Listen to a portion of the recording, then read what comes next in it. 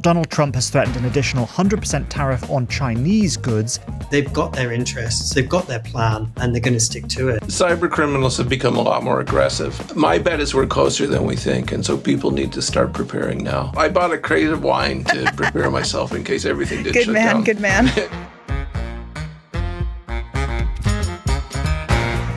Hey there, and welcome to The Dip, your essential guide to money stories that connect the US to the world and the world to the US. I'm Daniel. And I'm Kassandra. Later on, we're going to be looking at how cyber attacks are on the rise, potentially costing companies billions of dollars every single year.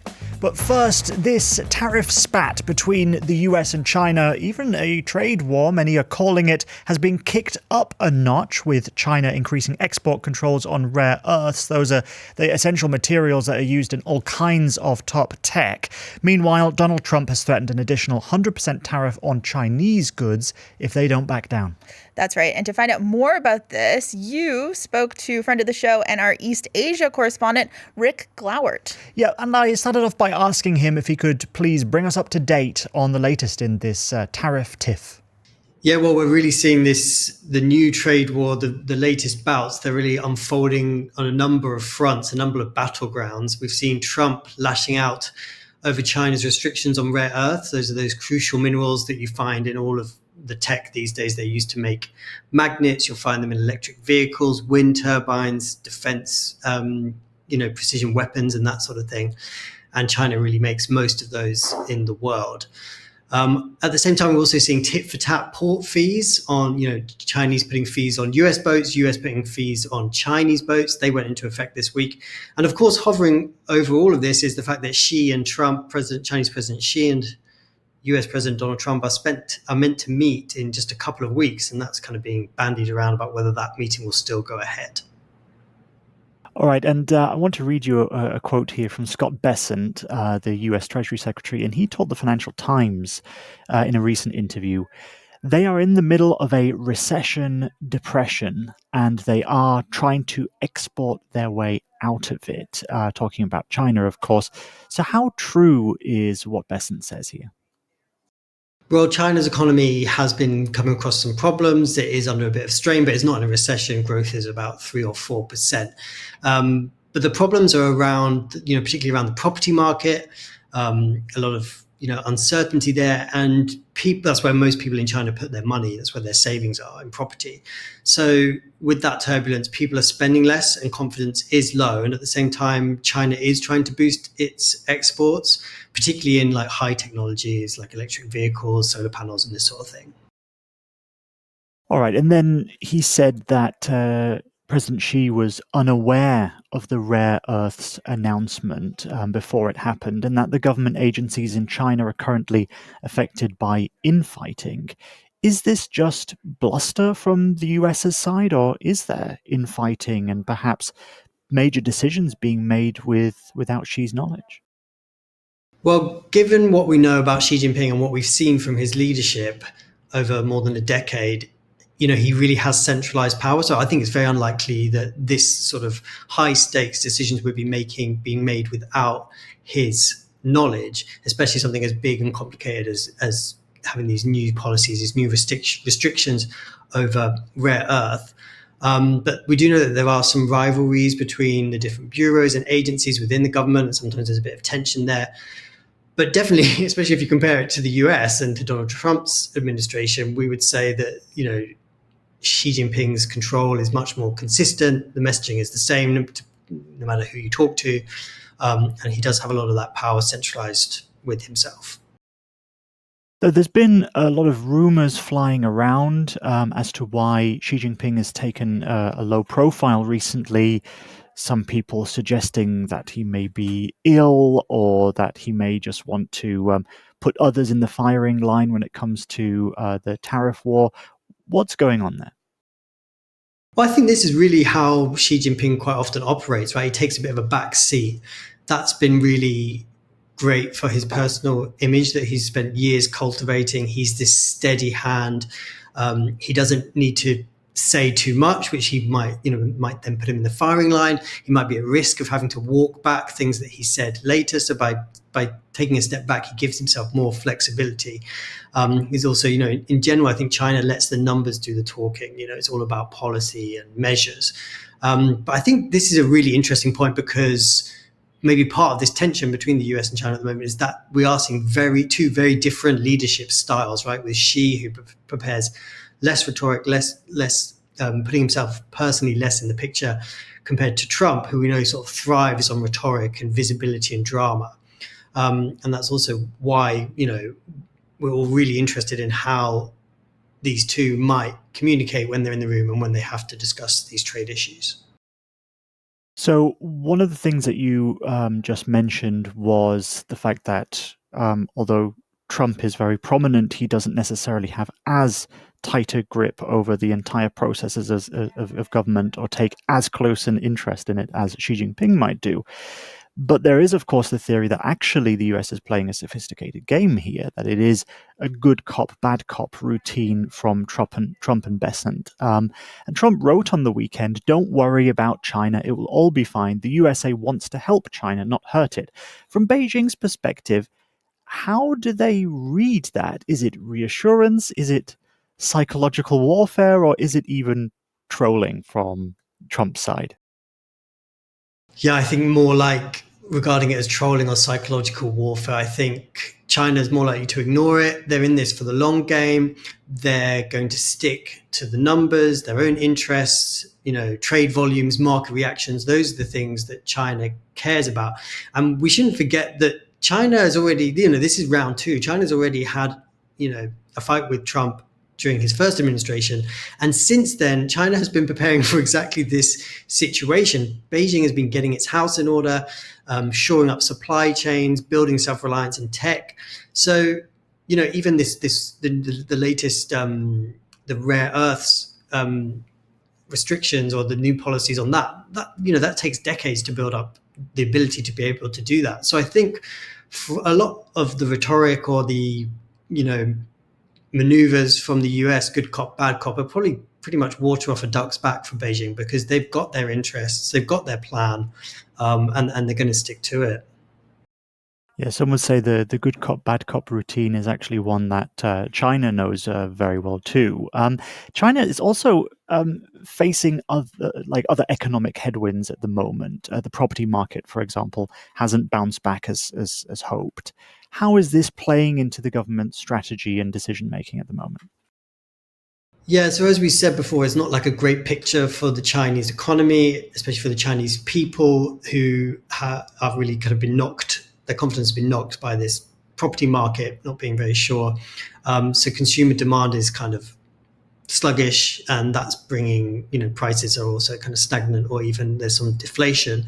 And in terms of a trade war, I think this situation is just going to play more into Beijing's plan to be more cautious, to not overreact, to take time, and to do calculated measures that are in its best interest. And that's why we're seeing Beijing reacting with kind of different measures rather than just tit-for-tat tariffs, a numbers game. They're more likely to think about where they have strengths, what hands they can play. And that's why we've seen this measures with the rare earths. Yeah, and talking about rare earths, so you said that they've got pretty much a stranglehold over the global supply, something like 90% of all the processing capacity of rare earths in the world. And that could, of course, disrupt US ambitions when it comes to EVs, for example, and defense, because these materials are very important in manufacturing of all kinds of products. And you said also that China has announced sweeping new restrictions on exports of rare earths. How far is China willing to go to use this as a weapon in the trade war, do you think? Yeah, I really think the rare earths sector and China's stranglehold is just fascinating. This has been built up over decades. 40 years ago, Deng Xiaoping, the leader of China at that time, said that these rare earths are going to be the next oil. The oil of the 21st century, I think is what he said. And these are now in everything. All of the sophisticated technology that we use, that significantly, they're used to make magnets, which is what you need for lots of parts of cars, particularly electric vehicles. Solar and wind use a lot of rare earth, and also, of course, sophisticated weaponry. And over the last 40 years, China has been the one that's been willing to take on the dirty work of mining them out of the ground, but also significantly also in kind of refining equipment and how to make them into products that we use in our technology. So China has used these rare earths as a weapon or as a tool in its negotiations before. In 2010, when it had a diplomatic spat with Japan, it altered some of its export controls, which sent the price skyrocketing, I think 700% at the time for these rare earths. And that did sound alarm bells. And I think there were some kind of moves in the US and Europe to bring some of that mining and developing and refining and making these equipments in other places, diversifying. There's places where you can mine them in Greenland, Finland, even France. But not actually that much was done. So we've already seen what the stranglehold China has. And in this term, when Trump launched his tariff war against China, one of the first things that China did, which effectively stopped the escalation, was to mention these rare earths and the export controls that it could put on them, and that really spooked the markets. We saw car plants in the US and Europe having to kind of consider where they were going to get these things from, and that was really going to alter production for these big manufacturers. So we've heard for a while that China has recognized that it is overly dependent on exports in its economy. Beyond the tariffs, though the tariffs, of course, made them far more focused on their strategy, which is to improve domestic consumption as a way of growing the economy and not relying as much on exports. Like I said, now the need for that has become clearer than ever in China. So is this strategy actually working as an insulation against these tariff shocks at the moment? I would say no, as the consumer demand is still slow. And as we said, there's not that much confidence amongst everyday people. The prices are stagnant, so people are holding out on making spending. People are saving more. They're worried about the future. And that means that domestic demand is just not growing in the same way as it is when it comes to exports. A lot of the economy in China is also kind of fed by investment, whether that's by the state or private investment. The exports are doing the heavy lifting in the Chinese economy. They make up about 20% of the GDP, I think, at the moment. But China has really been paying a lot of attention to exports, and in particular, more quality, higher value things like electric vehicles and tech to boost the value of its exports. All right, thank you very much, Rick, for all of those answers. He spent plenty of time talking to me on that, so I really, really appreciate it. But Kassandra, it's over to a topic that you've been looking at this week, cyber attacks. Yeah, it's a little bit of nightmare fuel, I have to say. So various models do put the global economic costs of these attacks in the trillions of dollars. Trillions with a T here, people. Car maker Jaguar Land Rover in the UK had to halt production for months due to an attack disrupting its supply chain. Some of its suppliers have already are now facing bankruptcy. Asahi Brewery in Japan had a similar problem last month, having to shut down production.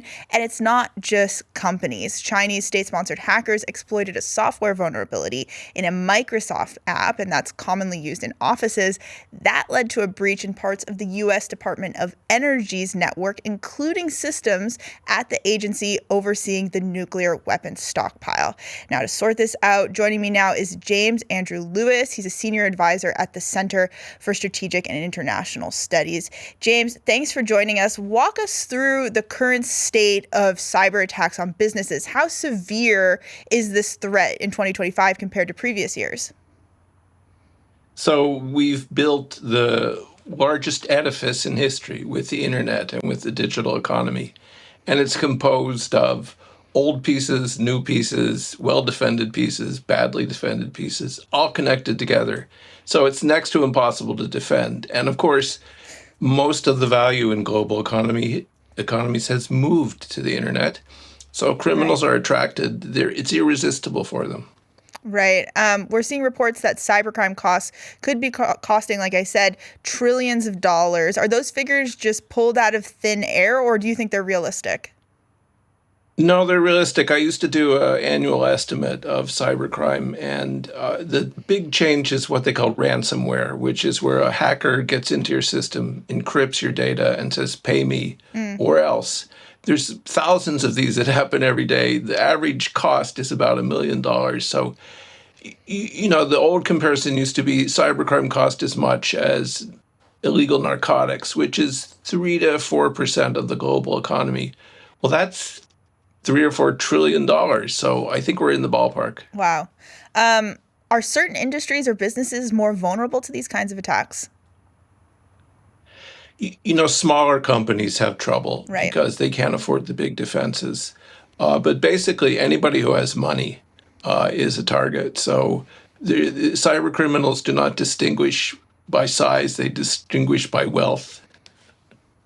Let's talk about some of these major 2025 breaches. What patterns are you seeing? Is it this wealth that you mentioned, or are there other patterns of attacks?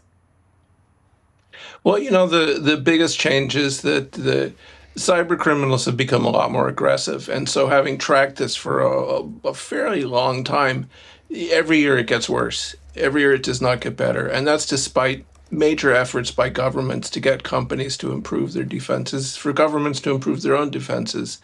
And part of it is the system is so complex.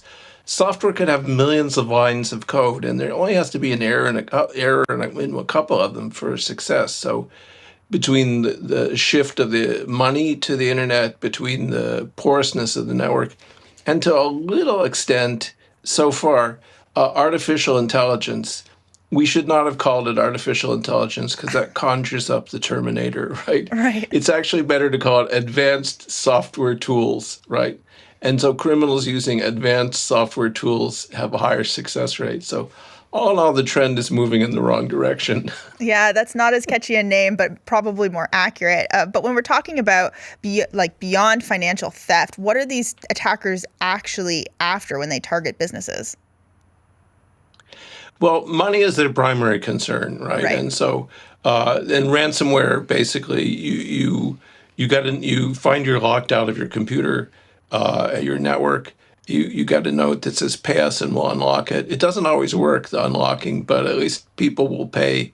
So ransomware is focused mainly on money. The second and more traditional source of cybercrime is intellectual property, is commercial value. And so that's where people, particularly China in the past, steal your blueprints, your designs, your business information. So it's money and IP are the targets. How long does it typically, you said that it's not always possible to unlock these files once they've been hit by a ransomware attack, but how long does it typically take for a company to recover from a major cyber attack in general, both operationally and maybe even more importantly, reputationally? That's so you can. The $1 trillion question, works, maybe? If everything works and the password works, you can unlock your system. It's usually a week or a little bit more, but the damage to the company will persist for months. And so you're seeing this now with the British car firm. It will take them months to rebuild the supply chain, months to regain consumer confidence. So the cost for the victim stretches out. It's usually less than a year, but it's more than 3 months. So depending on how bad it was, you're looking at months of damage. Wow. When we're talking about these attacks, who's behind them? We're talking about cyber criminals, which almost makes me think of, some guy in a dark room with a mask on, but that's not going to be what it is, right? We're also talking about crime syndicates, state-sponsored actors. Who are we talking about? Paint us a picture. The U.S. is thinking about setting up a separate cyber force. The British have one. And my one request to them was, please don't, they usually design a new uniform for a new force. Right. And I said, please don't use a guy in a hoodie, right? But most of these criminals are in two places, unfortunately, Russia and China. China mainly goes after intellectual property. Russia mainly goes after Kassandra. There are others, of course, right? And so, Nigeria is famous for getting an email saying a Nigerian prince wants you to give him your bank account so he can store money there. Classic. But it's Russia and China, and the Russians are mainly after money. The Chinese after both money and intellectual property. In your estimation, how sophisticated have these threat actors become? What capabilities do they have now that maybe they didn't have a few years ago? Are we just talking about AI, or I know that you wouldn't necessarily want to call it that, but or are there other techniques that are being used here? Part of the problem is it's so easy to find a vulnerability that most cyber criminals don't need to use the most advanced techniques.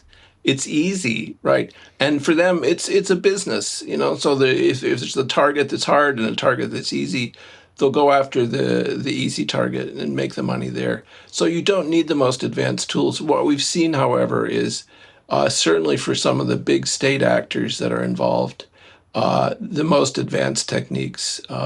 And that involves the ability to scan your network, to look at what software you're using, to identify vulnerabilities in that software, and then write code to take advantage of it. But honestly, your average cyber criminal doesn't need to be a rocket scientist. It's just too easy. I don't know if I should be scared or not, but let's talk about defense. Maybe that will set my mind at ease. What defenses are companies and governments putting in place to combat these threats? What's working in your view and what isn't? One of the big improvements in the last few years has been the move to what they call multi-factor authentication or two-factor authentication. And, this is where you have a password, but then you also have to get a code or something. That raises the cost for cyber criminals. It's not impossible to beat, right? Some of the more advanced groups have figured out how to beat two-factor authentication, but it makes it difficult. Monitoring systems that say one of the easiest tricks is to look for unpatched or computer networks or unpatched devices that haven't been updated, because those updates are usually fixing a hole. Security. And if you haven't fixed them, you get in. So the ability to screen your network and to see what's been updated, what hasn't been. When you do this the first time, it can often be shocking. You'll find hundreds, or in one case, even thousands of computers that haven't been updated. Wow. Each one is a target. So I think those are the two things. The move to the cloud has helped, and people are always a little suspicious of the cloud, but for the cloud service providers, it's a business thing. It's reputational. If they get hacked, everyone is mad at them and they lose customers. They can spend more, especially compared to a small company. They can spend more to defend themselves. So those are the positive things. And it's harder to be a cyber criminal than it was, say, 20 years ago. I guess that's good news. That is a little bit of good news here. But I want to touch on something else related to this, which is we've heard about zero trust architecture and other similar approaches. Can you explain what these mean in practical terms and whether they're effective? What it means is don't trust anything. It's zero trust, because your network is composed. On your device, you're probably running a dozen programs, 100 programs. Each one could have a vulnerability. Your devices, all the studio is a good example. Think of all the different manufacturers that are there, and I bet you some of them are Chinese. Just saying. And so the zero trust idea is that don't assume that you're getting things in a secure condition. Assume that you have to work on security. And companies seem to like it. It's a little bit of a marketing slogan, but the idea that you should check it's like a mountain climber. Test every piece of equipment before you climb, and then that gives you a higher degree of confidence that the rope won't break in the middle. No, I think that's totally fair. Definitely good to be a little bit suspicious of what the equipment that we're dealing with, especially in such an important place like the studio here at the Dip. But let's talk a little bit more about AI. It sounds like what you're saying is that cyber criminals might be using some of this advanced software to enhance their attacks, but should businesses be more worried about it? The calling it an AI race is sort of one of the cliches of the 21st century. But in this case, it is a race. Can the criminals figure out how to use AI faster than the defenders? And so far, the edge has slightly favored the attackers, but the defenders are keeping up because, we were talking about unpatched software. You could sit down and try and go through, or you could have AI look. You could ask AI, what are the vulnerabilities in my network? An AI tool, and it would give you a list. Right? That's an improvement. So, some people argue that in the long term, AI tools will improve cybersecurity, will actually benefit defenders more. Okay. But we're still sort of at that halfway point where it's a tie. We're going to get a little bit sci-fi with this next question, or at least it feels a little bit sci-fi to me, which is talking about quantum computing, right? It's on the horizon. There's this talk of so-called Q-Day, when quantum computers could break current encryption. How real is this threat, and how soon could it materialize? I chaired a group of quantum physicists and quantum venture capitalists, and I never will do that again because they can't possibly agree. One of the things they didn't agree on is how close is it? It's real. And the question is it 2 years? Is it 5 years? Is it 30 years, as some of the more distinguished physicists would say? Okay. On the encryption side, it's very close. And so you've seen countries like the United States and the National Institutes of Standards and Technology come up with post-quantum cryptography, quantum-proof cryptography. My bet is we're closer than we think, and so people need to start preparing now. What it means is that a quantum computer isn't a cure-all for everything, but it can address certain mathematical problems and solve them in a much quicker fashion, and that includes solving encryption. So it's theoretically possible, and we could, certainly before the end of the decade, this will be a real problem. Okay, so it sounds like, maybe I'm putting words in your mouth, so correct me if I'm wrong here, that there is enough being done, in your view, to prepare for Q-Day and the days after, or do you think that there could be more being done? Well, the problem is we went through this in, remember Y2K? That was a long time ago. Yeah. Y2K was, I forgot what Y2K was, but Y2K was basically, there was a flaw in the software. See, I told you lots of flaws where things wouldn't work when the number 2000 came up. Yeah. Right, the year 2000 came Everything up. was going to shut down, allegedly. Oh, that's right. Yeah. So I bought a crate of wine to prepare myself in case everything did shut down. Good man. Yeah, it worked out great. But it took 3 or 4 years for people to adjust. And that's with a massive push. And it's, again, it's like if I told everyone today, adopt post-quantum cryptography, it would take you a few months to upgrade your business systems, to change your programs. It's a lot of hard work, and there will always be stragglers. So if we started today, we could hope to be done by 2028. But we aren't starting today. We're close. So that's the problem. Is it's 2 to 3 years to fix this from Q-Day. So we've got a little bit of a head start. We'll see if it's enough. Someone always gets caught out. Just you can count on it. Yeah, I think that's the unfortunate truth. Just a couple more questions before we have to let you go, James. If you could give leaders one piece of advice about protecting their organizations, I know this is a bit of a zoom out question, but what would that piece of advice potentially be? Two sets of leaders. Business leaders invest in cloud redundancy, in resiliency. Make sure your networks are up to date and patched. Use two-factor authentication. So it's pretty straight for them. Pay attention to your cybersecurity staff. One of the dilemmas is a lot of times people who talk about cybersecurity at corporate boards are doing it in an unintelligible fashion, and that means they tend to get ignored. So if you can't understand your CISO, you should probably replace them. That's for businesses. For countries, it's a different story, and you need to think of a way to raise the costs for cyber criminals. Right now, it's cost-free. No one ever goes to jail unless they're really dumb. One of the tests for a cyber criminal is, are you dumb enough to take a vacation in a Western country? Right? So we're getting the dumb ones. That's good. But it's bad that we're not getting the good. So you need governments to think of how can we create accountability. And unfortunately, that probably means being a little more active. People used to talk about deterring cybercrime. We haven't deterred anything in 30 years. So what are the penalties to arrest people? When was the last time someone raised it with a foreign government? The EU is making some progress here where the EU countries have gone to China and said, or gone to Russia and said, this is unacceptable behavior. That's good. It's a good start. What's the next step? Because there has to be a next step for countries. And when we're thinking about cybersecurity, James, what's keeping you up at night? My kids generally, but no, I don't. Think of it as a tax, right? I was talking to a Chinese official once, and they said, look, we're not going to turn off Wall Street. We're not going to turn off Wall Street because that's where we keep our money, right? So it's more, think of it as a tax. It's like a sales tax. You buy something and it costs €1, but you have to pay €1.15 for the tax.